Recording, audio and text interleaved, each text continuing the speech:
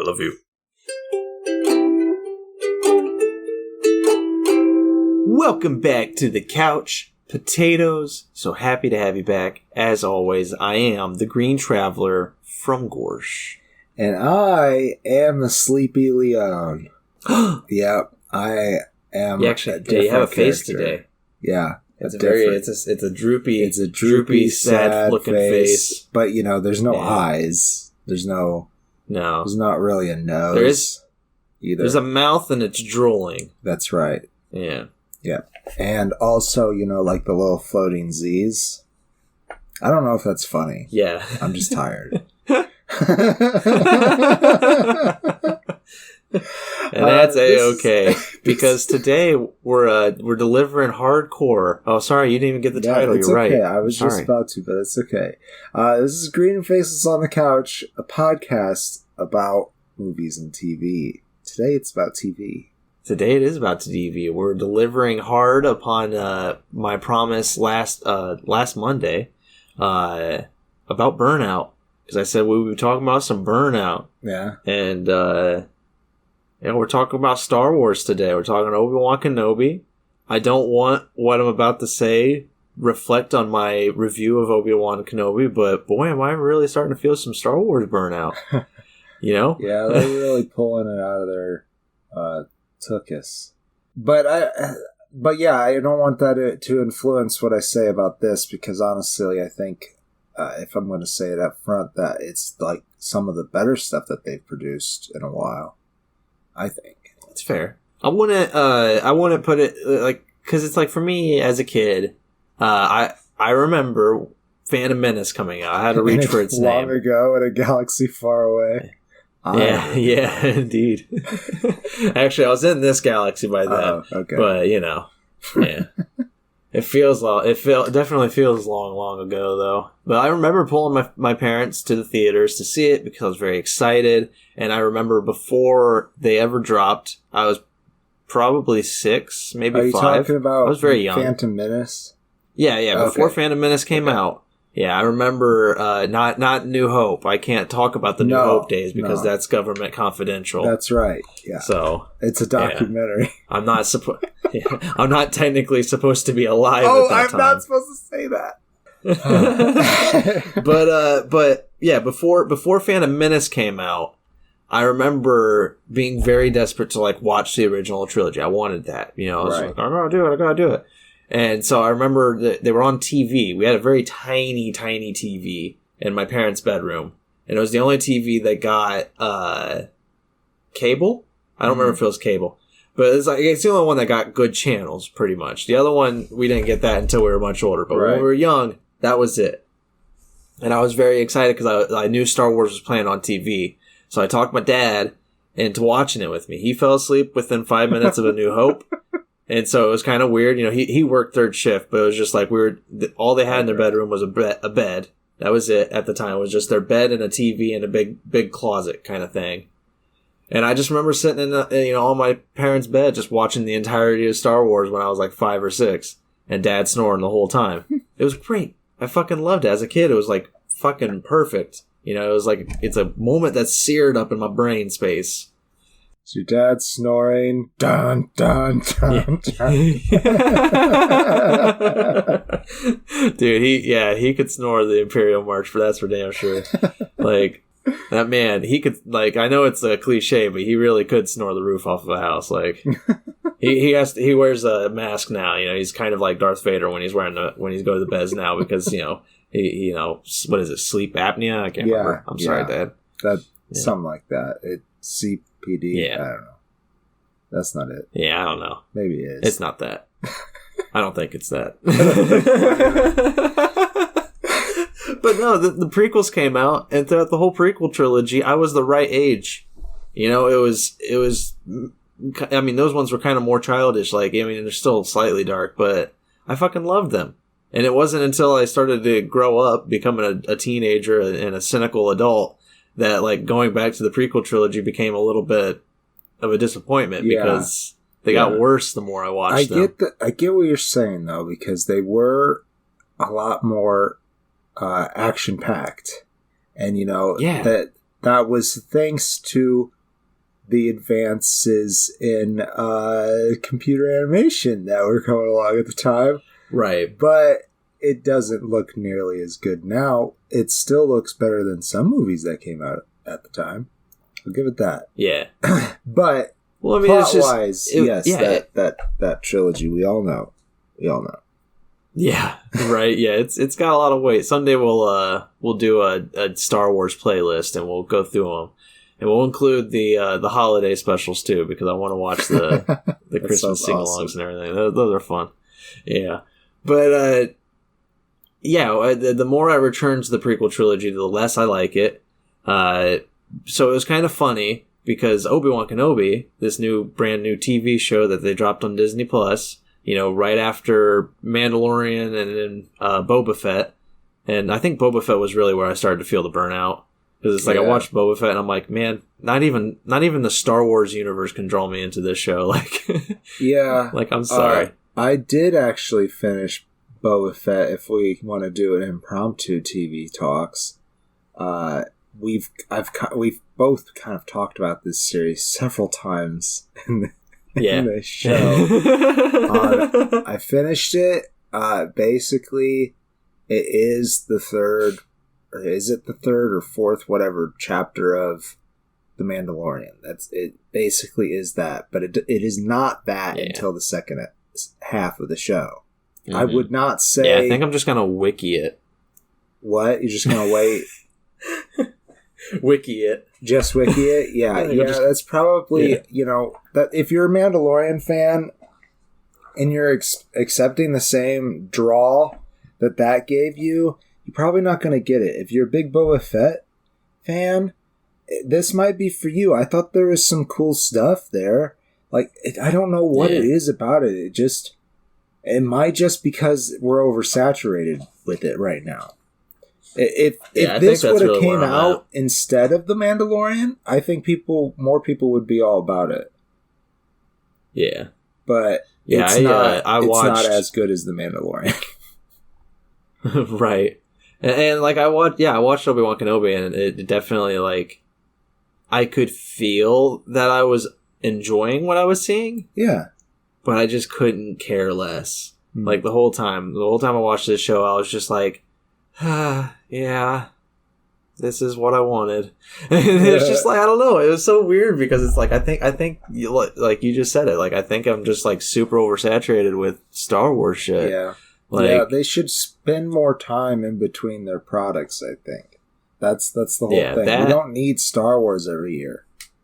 It'll. Yeah, we don't need it every year. And if we do, or if we're going to get it forced on us every year, change up the tone. That was what made Mandalorian so exciting, was because it was like Western sci-fi. Yes, it was like, oh wow, we got, that first movie, A New Hope, that it has that feel. Yeah, exactly.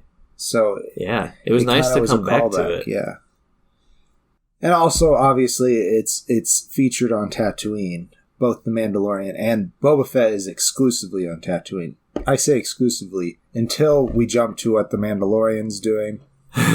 he jumps around from place to place, but he ends up on Tatooine. And gotcha. They kill off some characters that they introduce. Grogu? No, they don't kill off Grogu. Okay. But there is important plot between, I forget what Mando's actual name is. Pedro Pascal, anyways. Between Pedro Pascal and Grogu, there is some actual plot that I think you need before you start the next season, and that kind of is unfortunate. I feel like I did like what they did with the Tuskens. I wish that was more of the story. I don't know, it rang true. I liked it. I don't know. Yeah, I couldn't stand the fight sequences with the Tuskens. It just looked too choreographed. Everything did. Yeah. I feel you. But like, but with Obi-Wan, what was great about Obi-Wan was the fight scenes. Because I was like, we'll get into the plot soon, but like, for most of Obi-Wan, the show, I was kind of just feeling like, man, this is alright. I'm okay with it. Like, it's okay. It's whatever. And then the action would happen, and I'd be like, hell yeah, this is what I wanted to see. And that was like the only part of it that I was like super excited for after a while, was just to see the fights. Yes. Which is kind of sad. But well, I don't know. They were pretty good. They were pretty damn good fights. Yeah. I think just up front, what drew me into this more than Boba Fett ever would is that we get Ewan McGregor. yeah, that's the real truth. And that's another thing that was surprising too is slight spoilers, but like I don't care. It's just cast. We also get Hayden Christensen back as playing Darth Vader. I didn't know that would be a spoiler. I thought that was pretty big. I assume it was obvious, but there's people out there who are gonna get pissed about everything. Right? Sure. But yeah, you were warned. And I like him as Vader more in this than in the prequels, I'll say. Yeah, that's what I was saying. Like that's the surprising thing is when I heard Hayden Christensen was coming back, I thought it was so hilarious, and I showed quite a few people a lot of memes. But like my favorite meme was like, I'm not gonna try to describe the meme because I'm bad at that. But it's just Hayden Christensen, in 2001, looking at all the fandom, being like, "What the fuck?" And the fandom's just like, hey, 2022, Hayden Christensen coming back. Let's hear it. Yeah. And he's like, you guys hated me back in 2000. What's going on now? Like, it's bullshit. Know, dude. But see, like, I feel like everybody that is, like, super into the fandom understands that Lucas kind of, like, went in there and fiddled with shit so hard that you can't really just blame Hayden. Like, no, it's not the performance he gave that ended up on film. I mean, except for the one scene, I killed them, the women, the children. That scene is just like, I don't know. I can't. I don't know. I can also. You can also blame that. You can still blame that on George Lucas because it's just like he was the. Was he the director of Attack of the Clones, or was it somebody else? I don't know. I know that he was the lead producer and I think the lead writer for all three of them, but I couldn't tell you. I'm looking. Yeah, he did direct it too. Okay. Yeah, so I guess you can still blame it on him because he pulled that performance out of his actor, so... That's true. Yeah. That's true. But, like, that's the thing is, what you said was Hayden Christensen coming back as Darth Vader, still voiced by James Earl Jones, which is great. Yes. Even though he's 91 years old. Yeah. Unbelievable voice still, sir. Thank you. Yeah. Yeah, it's still beautiful, but at the same time, retire. Take it easy. Yeah, I'm sure he, only does things every once in a while. Yeah, I hope so. I hope he's just enjoying life. That's all you need to do when you're past 65. Right. Once you're able to just retire. That goes for you too, politicians. Just retire, please. For Christ's sake, just retire. And we don't typically get political, but I will take this moment to just say, quietly and move on from it. Fuck you, Supreme Court. At least 6 out of the 9 of you. Uh-huh. There you go. Yeah, and then that's all I'll say. And we'll move on with this. Earlier, I said impromptu TV talks, I think, but what I meant to say was faceless pitch. Usually, when we do the TV talks, I do a segment called Faceless Pitch. And sometimes Greenie will talk about movies that he went to see in the theater and calls it green ketchup because, theming. I like to pour goo on you. Yes, he likes to pour goo on you. I hope you enjoy. And anyhow, we've decided that we're going to we've got a lot of those piled up now, I feel like. And so we wanted to do maybe a more casual talk with the newer stuff that we have seen, but not with each other, on an exclusive Patreon show that we have yet to title. And we hope to put that up sometime in July for you guys. That will be available for those who pledge $10 a month for us. So, that some might say that's a hefty price, but if you still like to support the show, we do have smaller tiers that allow you to participate in the Potato Pick. And as a monthly episode we do where our patrons suggest things for us to watch and then vote on them. And then we do it, no matter what it is. And that's the other thing, is if you're a $10 pledge, if you get this episode, you're also getting the ability to make the suggestion for what we watch. That's right. For the Potato Pick. There is so also... It's like, a little placard that we will send you as a loyalty gift after a few pledges with our logo on it. Each tier has like a type of merchandise attached to it. Right. I'm not sure if all of them do. Except for the $2 tier. Except for the $2 tier. I believe there's a sticker for the $5 Real Couch Potato tier. And t-shirts and mugs are available for our higher tiers. So, if you want a Green Faces shirt, that's someplace that you could go.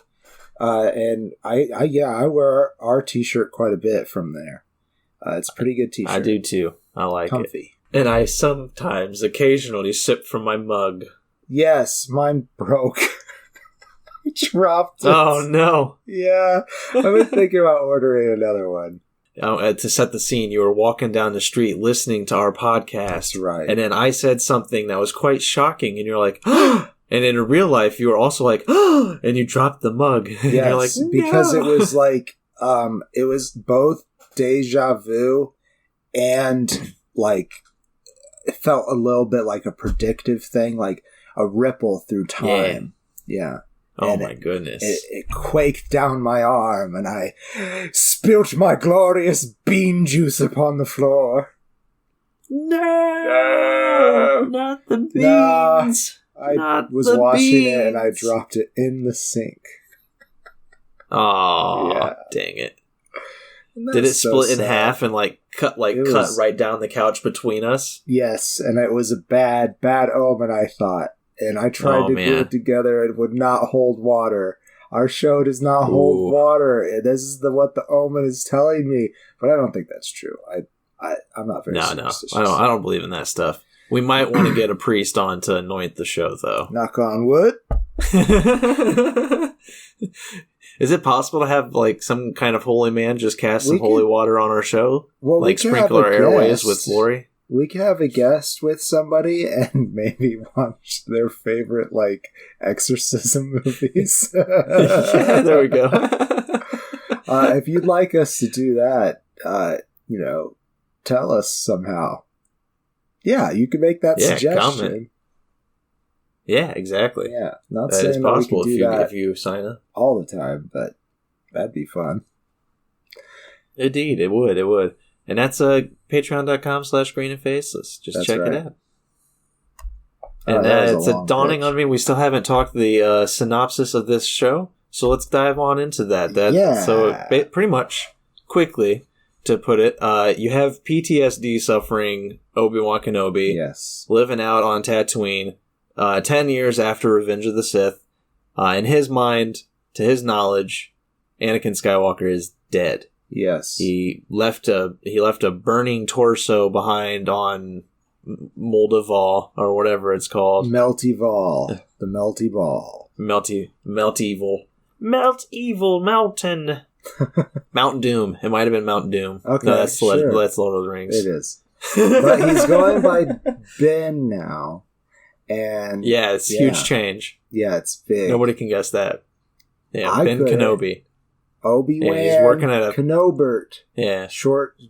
He's working at some kind of meat processing place too. I remember he was slapping meat or cutting meat or something. Yeah, there was these big sand whales that were dead, and he was part of packaging and processing. He'd get a cube and he'd cut steaks off of it, and I think part of his payment was a daily meal's worth. And at the end of the day, he'd slide it into his coat and ride his dusty speeder truck full of migrant workers. Yeah. That's what it felt like. I feel like maybe you do. That was a bad thing. Not quite PC, but that's what it felt like. Yeah. I mean, also, I wasn't even sure if he was, paid that, because he would put that in before he would go up and, talk to the guy to clock out or whatever. So, I kind of thought he might have just been stealing his meal. You think that the Jedi Master, Obi-Wan Kenobi, would steal? Yes. Oh. Desperate times, I suppose. I feel like that's... I think that's the story is like how low he has fallen. He used to be this crazy master. Now he's like hiding out under a false name, working at a meat slapping industry. And so meat slapping. That's all they do. They just slap the meat. But yeah, he's called upon. I can't remember like through all these circumstances, there's Darth Vader who's like searching for Obi-Wan, and he's using the Grand Inquisitor and third sister and fifth brother, and I'm not so sure that he started out looking for Kenobi. He's still seeking revenge, though. Yes, he's seeking revenge. I think it is, if he hears word of him, he'll act on it. But I don't know that he's actively doing that. I think he might be too busy working for his new master. And the Emperor. Excuse me, I'm a little burpy today. So I think that he becomes enticed because for whatever reason, the third sister of the Grand Inquisition, Reva Savander, played by Moses Ingram. Why isn't there a picture of her? Well, anyways, we've talked about her before on Queen's Gambit. When we talked that. We did do an episode on that, right? Oh, fuck! Yeah, I'm pretty sure we did. Yeah. I completely forgot that's where I knew her from. But I was going to say, she definitely looked familiar. I just didn't it took me a long time to figure that out, too. And if you don't want to know, like, spoilers about this show, do not read the cast list on Wikipedia. Because immediately it spoils her storyline. Just saying. Like, it's the first freaking line. Yeah, it's pretty bad. But honestly, even though it's pretty bad, it's also pretty fucking obvious. Like, I feel like episode 1, they showed something. Oh, you did? You caught it in episode 1? I can't say that. I couldn't say that I caught it in episode 1. But I only did because they showed a specific scene from a certain viewpoint, and then like immediately afterwards cut to a certain image, and I was just like, okay, got it. I was just like, I think I know. Well, I might have missed that. Maybe. I don't think it was supposed to be obvious. I think it's just because I watch shit. Yeah. I look too deeply into the dumbest things. This is what we do. I really did like her story, though. I did really enjoy her story. I did too. She plays the third sister who's like on the mission to become the Grand Inquisitor. That's like her goal. And she works not directly under Darth Vader, but fairly close at the very beginning, at least. She's third sister. Especially after the Grand Inquisitor suddenly dies. Yes, yeah. The Grand Inquisitor... Rupert Friend. Why is he so high on the list? He's like hardly in this show. Because he is it looks like he's I was going to say he's a friend with Wes Anderson just because he was in the French Dispatch. So the Grand Inquisitor, a lot of people know from the animated series. And he's one of the bigger villains there. So I haven't watched him. I've watched some of it. I just got to where they introduced him in my watch. It's something that I can't just stick to through and through. It's so long. Even though the episodes are only 23 minutes, they are long-winded. And, it's got that Star Wars drawn-out feel. And, I feel like it's supposed to have that. Okay. The original series had that feel, too. That but they were more like slow burn and not political. Right. This is true. This is true. It is very so political much politics because in the prequel trilogy. About the Republic falling apart during the war. They do a lot of cool stuff in that show, though. It just takes too much brain power. Is this Rebels? I think the Clone Wars is the one I've put any time into. And maybe he wasn't in Clone Wars, but I thought he was. But it does say Rebels here. Yeah, I was gonna say, I know that this one had a lot of similarities to Rebels. Again, I haven't watched it, but somebody told me that there's a lot of like shot for shot similarities to certain scenes. Oh, cool. That is certain pretty cool. battle scenes, I'll say. So just to round out the Inquisitor team, we also got Sung Kang as the fifth brother. He, we talked a lot about him during Fast and Furious playlist, if you want to listen to that. Yeah. And I did not recognize him as the fifth brother. Like, I watched the entire series, and I was like, all right, I'm going to write up my notes on Obi-Wan, so I'm prepared for the episode. And I got the cast list out because I write them down, and I was like, Sung Kang? What? No way, was he the green guy? And I had to look him up and be like, wow, I think he was green. I can never remember what color he was. I think he was like this, he looked the same as the Grand Inquisitor. It's like powder white. Yeah, but he was always, like, he had that wide-brimmed hat, so it looked darker. At least I thought it was the white color, but maybe he was a different race of individual. I don't know. Yeah, it's hard to tell. He's in shadow. Well, in the images I can pull up. Let's get back to the actual synopsis. So Obi-Wan, he gets been called by what's Leia's dad? Organa. Senator Organa. Yeah. I wanted to shout out his We're huge fans. Yeah. we know the characters and everything. We're good at this. I also just am so tired. And I really wish that I did more research for this particular episode, because there were things I wanted to talk about that I didn't really know. But Jimmy Smits, he plays Bail Organa, the adoptive father of Leia. Leia gets abducted. Oh, and this is how Leia gets to meet Ben. This is their story. This is what the whole thing is about.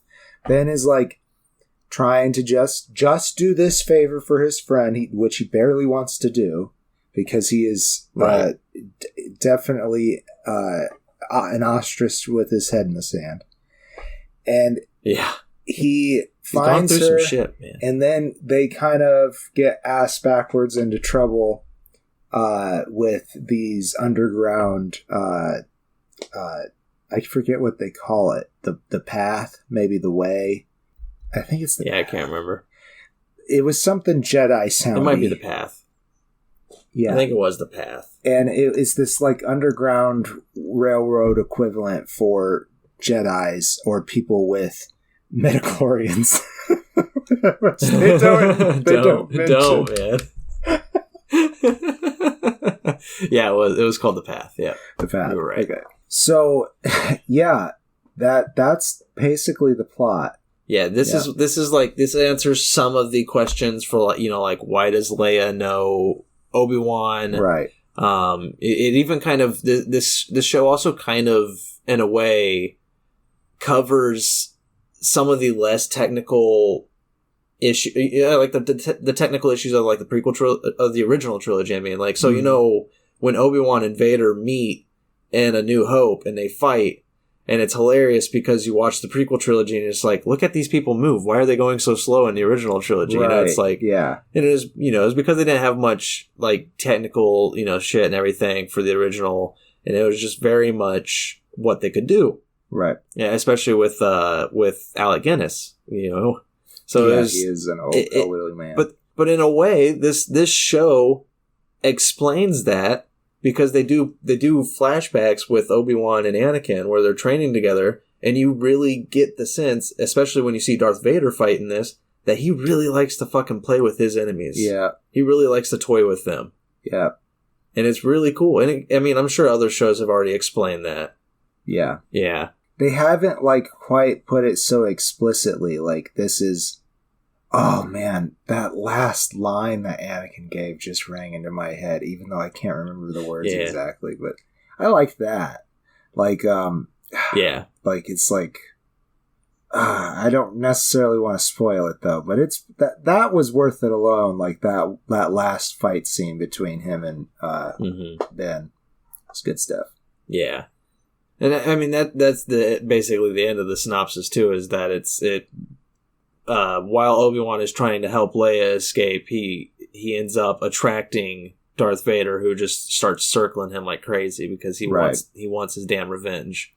That's right. And yeah, so to wrap up on the synopsis, like some of my favorite things were the fight scenes, like we've already talked about. Watching Darth Vader be powerful was great. There was the end of episode 5. I won't spoil who he's fighting with and all that kind of stuff, but he does some things at the end of episode 5 in that finale fight scene that I just like. That's the kind of shit I'm down for. That's what I want to see.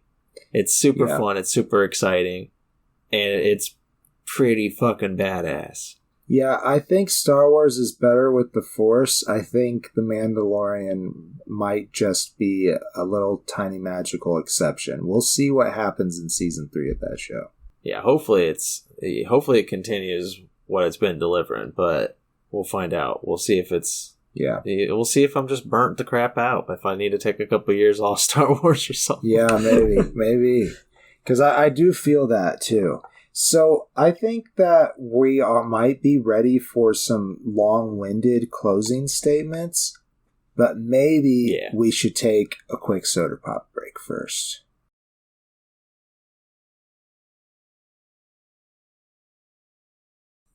Yeah, I think we back. And, as I said, the things I like, I want to focus on the things I like first. Yes. And that was the fight scenes, really good. I love the acting. It's always great seeing Ewan McGregor be this character. Masterful. He plays Obi-Wan so perfectly. It's beautiful. And it's, I just love Ewan McGregor. It's nice. And I like them dealing with PTSD and other issues that he was suffering from. Even if it's very mildly done. It's the Disney lukewarm effect where they want to touch on the subject, but they don't want to focus on the subject, know. But I liked Reva. I like her arc. I think it was a little obvious, and I don't like maybe it's not that obvious. I don't know. But it felt obvious to me, and that her little... her ending, the end, how her arc progresses in the last couple episodes, I thought felt very rushed. Yeah, I did feel like there was maybe an episode missing in there or something, or another season with that character in that position. Yeah, give it a little more, like more time to progress. Right, but I do think that her arc fits in the Star Wars universe while being a little bit different from what they've done before. Because, it's going to be really hard to talk about it. With other characters, we've had them be on one side and be convinced to go to the other side. But her motivation is just completely different than from what we've seen from this mythos, I feel like. Yeah, I enjoy it, but at the same time, I kind of wanted, I don't know, not darker, but I don't know, it didn't feel fully grasped, I guess. It felt like there was stuff they could have done more to, but they didn't want to connect it. I don't know. It's hard to talk about it without just spoiling it. But the things I hated was pretty much the whole plot, I could care less what the fuck was going on. And there's so many damn plot conveniences. Because I hate the plot. The reason I hate the plot is because precisely who's gonna not die. Yeah. Yeah. Mainly because they're makes it to that movie. Yeah, exactly. And so it was hilarious to me because I saw this article, and it was a very serious article. They weren't trying to be a joke, but it was an article that was just is such and such person gonna kill young Luke Skywalker? And I'm like, what the fuck are you talking about? What are you talking about? We know Luke Skywalker makes it into the original trilogy. This is before the original trilogy. Are you sure this it was a serious article? I didn't like read all of it, but it felt like the person was being serious. And like, I just couldn't help like going nuts over this. You've seen the other movies, right? Why are you going to write a review of this without watching like the other movies? It was the dumbest shit. Yeah. And like, I don't know. That's where I am with the plot, is that it's just like, I don't know. It felt not fully obvious, but just kind of boring because I knew certain people were safe.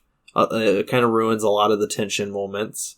It does. It has like the solo story effect, where it's just like, it's fine. It's enjoyable.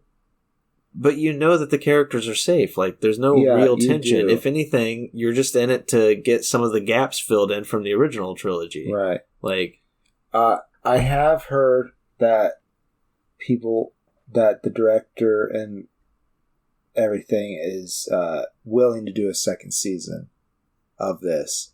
And nice. I do feel like that if that season came, it would be focused more on Ben and Luke's relationship from where we ended. Yeah, that'd be nice. And that would be nice, especially if those were the only 2 seasons we got. Like, just to get those connections. That would be nice. But very briefly, Grant Feely plays Luke Skywalker, and I think he would do a fine job in a longer term role. Sure. I mean, Prince Tomlin did a great job when he became king in that Game of Thrones show. You haven't watched that. Not all of it, at least.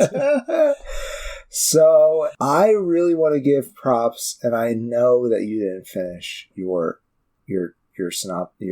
closing statement, but I wanted to give props to Vivian Laura Blair as Leia Organa. I thought she was really cute. I thought you could see her growing up into Carrie Fisher. Yeah. Yeah, I thought it was a really good choice. She was kind of witty. There were some times that I feel like she didn't quite understand the humor of the joke that she was telling, but she's a kid. I think it was a very good child performance, though. Yeah, I feel the same way. Decent, very cute. And like you said, there's moments where you can see that the actor will grow. Right. But for what they had for this show, it's pretty good. She did a good job. But I think the only thing I left to complain about for me was the plot conveniences. Because again, we know which characters are safe. So during very intense, exciting action scenes where I'll say certain characters are being burned alive, you're just kind of like, all right, but I know they get out of this, so how do they get out of this? And the way they get out of it is the dumbest shit ever. I don't even remember. It's. But I do remember being like, somebody. Oh, jeez.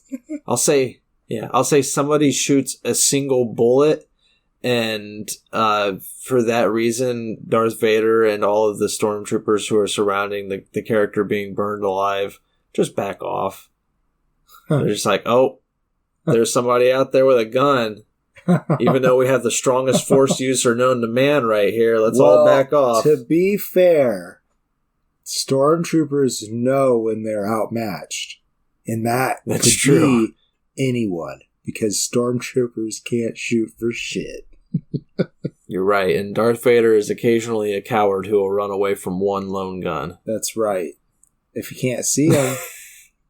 It's just dumb. He's got like so many force senses. I'm sure he knows the person's I know where they are. I know. That's where I'm at. He wanted Obi-Wan to suffer like he suffered. That's the only thing I like about that scene. Well, the fight scene was also pretty cool too. But I liked the symbolism. Like, all right, I'm gonna leave him to die like he left me to die, to burn. But he knew that he was fine. He saw him crawling away on the other side. Yeah. What the fuck? It's the dumbest thing ever. And but it gave birth to a lot of hilarious memes that I do enjoy. And I will use them for, days to come. I showed you the one where it's, Obi-Wan and, Darth Vader are fighting and Obi-Wan's looking off to the right at hills. Where, higher ground, and then he immediately runs to the higher ground. That shit's great. Like, that's pretty funny.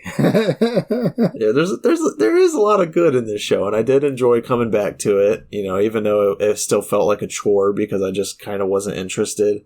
I was still on board because I knew I was going to get some really awesome and intense fight scenes, and occasional some like exciting lore to again fill in gaps. So you know, I give it 2.5 stars. You know, I enjoyed seeing Ewan McGregor and Hayden Christensen come back, and I think that was the big part of it was just and it was so surprising because it's like when I saw Hayden Christensen when you know they had that first flashback scene, I was just like, oh wow. I was like, this is nice. Yeah, I didn't expect to see him as Anakin, so that was kind of nice to get that flashback. I will say that he doesn't quite look the same while still looking the same. Yeah, it's like it's very weird. Yeah, he's definitely aged, but they're hiding it.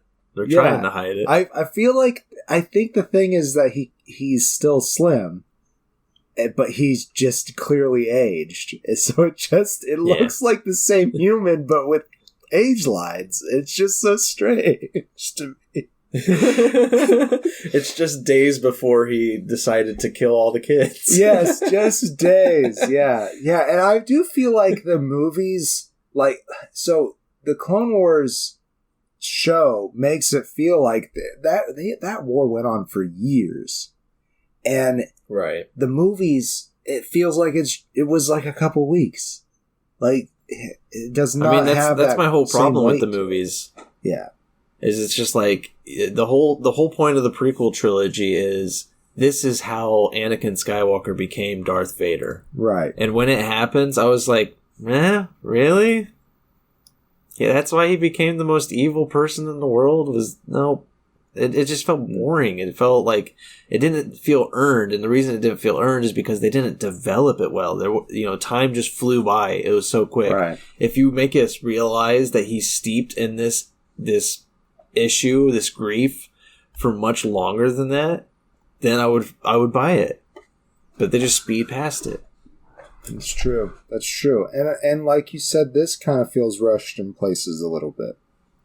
And I can agree. Right, but I feel more understanding for why Anakin became Darth Vader in this show. Yeah, I do because too. During that, during that final scene, you understand like the torture, the pain, and everything, all the anguish he has, and how he's just harnessing that to be evil, basically. And it's like, it felt more. It felt better. It definitely felt better than the prequel trilogy. So I do commend the show for that. Commend? I do. Yeah, I do Applaud. feel like it really added something to the Anakin Darth Vader arc, like you're saying. Even more so than it did to the Obi-Wan Kenobi arc, because I feel like we pretty much know what happens to Bennett from this point forward.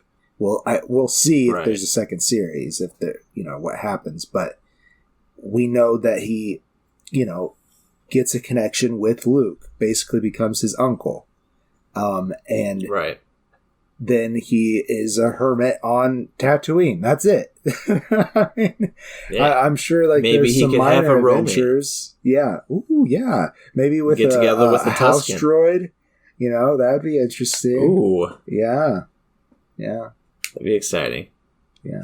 I'm sure there's some fanfic on that. There will be now. My closing statement, I give it a face. Very competent. I was excited every Wednesday when it came out. I think I was enjoying it more than you. Yeah. I still recognize that, it's not the best Star Wars thing that I've seen, but it's definitely not the worst. It had a lot more drawl than the Book of Boba Fett. But I don't know if I liked it. I think I liked it less than The Mandalorian. I can't tell. Yeah. I can't really tell. It might just because of the oversaturation right now.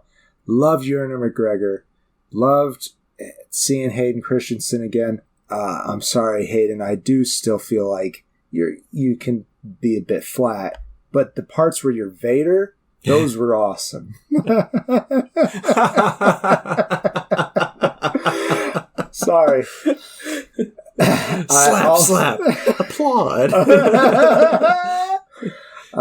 also really enjoyed Vivian Lyra Blair as Leia Organa again.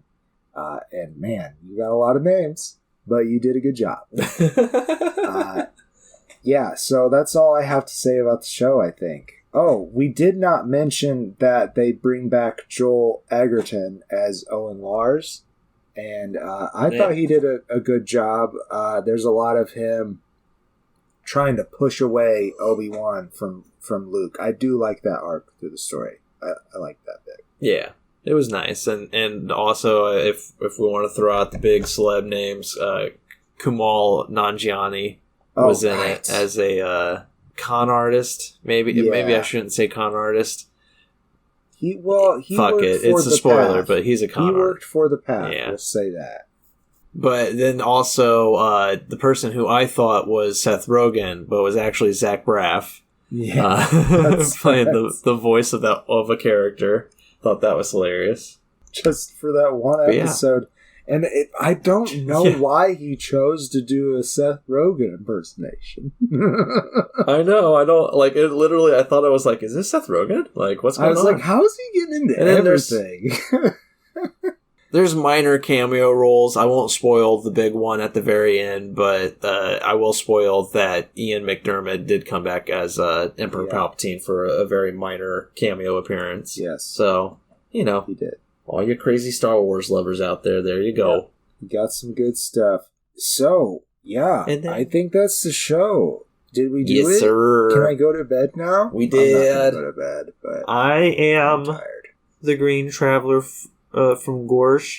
I don't think we actually even mentioned, one last thing. The director of all these episodes was Deborah Chow. She was also a showrunner, and she worked on The Mandalorian. So, good job, Deborah. Yes. Goodbye, everybody. I enjoyed it. Yeah. Okay. Sleep well. Safe travel. I'm Faceless Leon. Safe travels and good night. Green and Faceless on the Couch is a proud production of FictionWorks 19. Are you a fan of the show? Feel free to contact us at greenandfacelessfans@gmail.com or visit our Patreon page at patreon.com/greenandfaceless. Don't forget to comment, like, and subscribe. Or rate us on Apple Podcasts. Thank you so much for listening.